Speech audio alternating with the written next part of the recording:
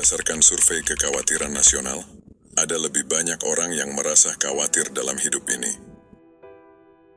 Dengan 2 dari 3 orang yang merasa khawatir secara umum, aspek hidup yang berbeda memiliki tingkat kekhawatiran yang berbeda pula. Relationship ternyata tidak menjadi sumber kekhawatiran tertinggi, sementara peran menjadi orang tua dan keuangan cukup menjadi kekhawatiran.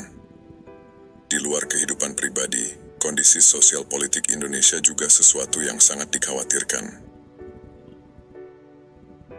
So what? Mungkin kamu berpikir, tidakkah kekhawatiran akan hidup itu normal? Untuk apa dipusingkan atau dikhawatirkan?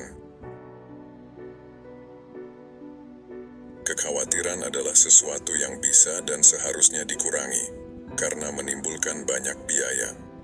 Apa saja biaya dari kekhawatiran? Filosofi teras. Supaya kita tetap waras, tidak gampang galau diombang-ambingkan hoax atau opini orang-orang yang kurang ngopi. Kami telah merangkum 3 biaya atau The Cost of Worrying dalam buku Filosofi Teras.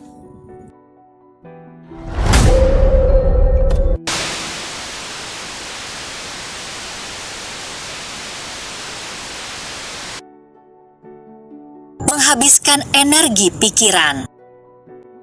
Berpikir itu sebenarnya butuh energi, apalagi kalau sampai overthinking atau khawatir berlebihan. Setiap kali kita terlalu fokus cemas tentang sesuatu, kita sebenarnya menghabiskan kalori tubuh yang seharusnya bisa dipakai buat hal-hal yang lebih produktif.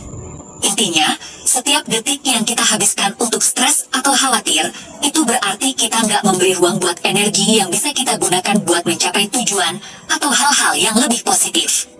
Jadi, kalau bisa, coba kurangi kekhawatiran, biar energi kita bisa dipakai untuk sesuatu yang lebih bermanfaat. Menghabiskan waktu dan juga uang.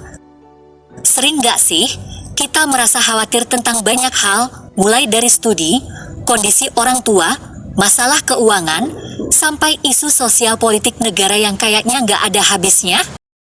Tapi yang jadi masalah, khawatir tanpa solusi itu cuma bikin kita terjebak dalam lingkaran setan. Alih-alih memecahkan masalah, kita justru malah membuang waktu yang sebenarnya bisa dipakai buat hal-hal yang lebih produktif.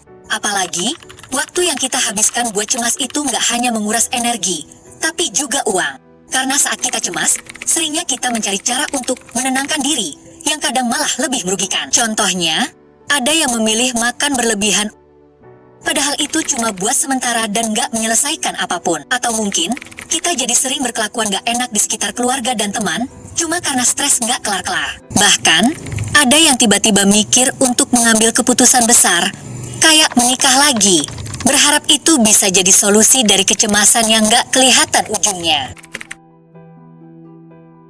Padahal, semua itu hanya cara sementara yang nggak efektif, dan malah nambah masalah baru. Jadi, bukan cuma waktu dan energi yang terbuang, tapi kita juga nggak sadar kalau kekhawatiran itu bisa bikin kita keluarin uang buat hal-hal yang sebenarnya nggak memberikan solusi nyata.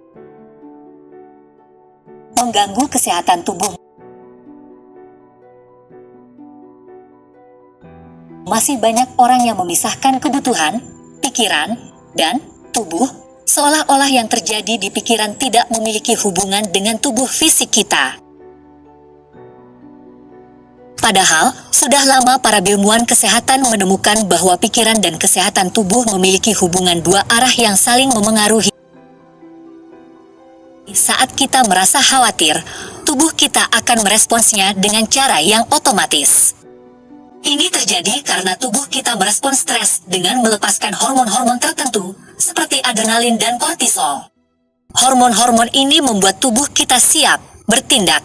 Tetapi jika terus-terusan dikeluarkan, itu bisa berbahaya. Dampaknya seperti masalah tidur, sakit kepala, masalah pencernaan, penurunan daya tahan tubuh, masalah jantung, peningkatan berat badan. Cara mengatasi kekhawatiran. Meskipun sulit untuk menghilangkan kekhawatiran sepenuhnya, ada beberapa cara yang bisa kamu lakukan untuk mengelola dan menguranginya agar tidak berdampak buruk bagi kesehatanmu. Olahraga, relaksasi dan meditasi, berbicara dengan seseorang, tidur yang cukup, atur waktu untuk diri sendiri, tetapkan tujuan yang realistis. Kenapa kekhawatiran bisa mengganggu kesehatan? Kekhawatiran bisa mengganggu kesehatan karena tubuh kita dirancang untuk menghadapi situasi stres dalam jangka pendek, bukan terus-menerus. Kalau kita terus-menerus cemas, tubuh kita akan berada dalam kondisi fight or flight, berlari atau melawan tanpa henti. Ini adalah respons alami tubuh terhadap ancaman, tetapi kalau terus-menerus, bisa merusak kesehatan. Jadi intinya, kekhawatiran seringkali membuang energi, waktu, dan uang tanpa menyelesaikan masalah. Selain itu, stres yang berkelanjutan bisa merusak kesehatan fisik dan mental.